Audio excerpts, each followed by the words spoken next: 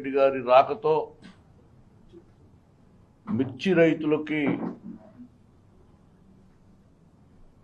న్యాయం జరుగుతుందనేటువంటి భావన కలుగుతూ ఉంది.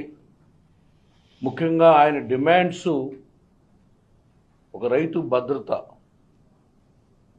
ఆహార భద్రత అనేటువంటి దృక్పథంలో ఈరోజు రైతుల గురించి మాట్లాడేటువంటి ఒక ప్రతిపక్ష నాయకుడు అంటే నీకు మాజీ ముఖ్యమంత్రికి ఇవ్వాలన్నా కూడా సీఎం నుంచి ఇన్స్ట్రక్షన్స్ ఉండాలా?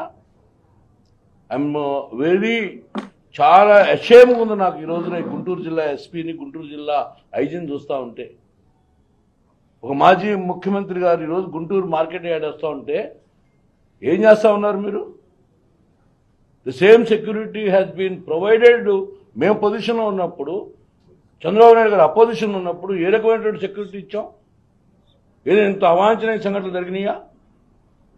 ఈ రోజున మా కార్యకర్తలు, మా మాజీ మంత్రులు, మా మాజీ ఎమ్మెల్యేలే వాళ్ళు ఒక కమాండోస్గా ఆయన రక్షించుకొని బండి ఎక్కించుకొని తీసుకెళ్లే పరిస్థితి ఈరోజు రాష్ట్రంలో first time we have seen it, we have witnessed it. అంటే you are teaching us a lesson. రేపొద్దున మళ్ళీ మేము అధికారంలోకి వచ్చినప్పుడు నీకు అసలు కనీసం ఒక్క సెక్యూరిటీ గార్డు కూడా లేకుండా చేయాలనే ఉద్దేశమా? అంటే దానికి ప్రిపేర్ అవుతున్నారా మెంటల్గా? అట్లా చేయమని మాకు పాఠాలు చెప్తున్నారా? మేము వచ్చిన దాకా మీరు వాళ్ళకి మిర్చి రైతులకు కానీ, ప్యాడీ రైతులకు కానీ, అలాగే రాష్ట్రంలో రైతు అనేవాడు మళ్ళీ బతికుంటాడా?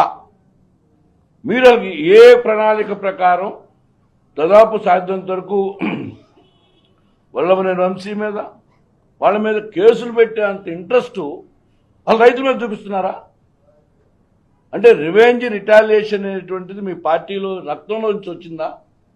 కక్షలు, కార్యక్రమాలు ఈ రోజున వాటికి ఉన్నటువంటి టైంని మీరు అసలు ఈ ప్రభుత్వం యొక్క రైతు సంక్షేమం మీద ఎక్కడ ఆలోచిస్తున్నారు?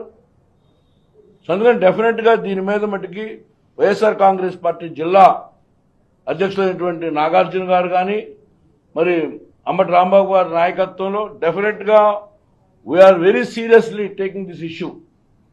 ఎస్పెషల్లీ ఇటువంటి సందర్భాలు మళ్ళీ పునరావృతం కాకూడదు. జగన్మోహన్ రెడ్డి గారి భద్రత కనుక వైఫల్యం కనుక చెందితే ఈ రాష్ట్రం అనేటువంటిది డెఫినెట్గా వైఎస్ఆర్ కాంగ్రెస్ పార్టీ కార్యకర్తలు కానీ, ఆయన అభిమానులు కూడా చూస్తూ ఊరుకోరని చెప్పి డిమాండ్ చేస్తూ, ముఖ్యంగా ఈరోజు ఆయన వచ్చి చేసినటువంటి డిమాండ్ని మీరు సానుకూలంగా స్పందించి మిర్చి రైతులను ఆదుకునే విధంగా ముందుకెళ్లాలని చెప్పి ఈ గవర్నమెంట్ రిక్వెస్ట్ చేస్తూ సెలవు తీసుకుంటాం.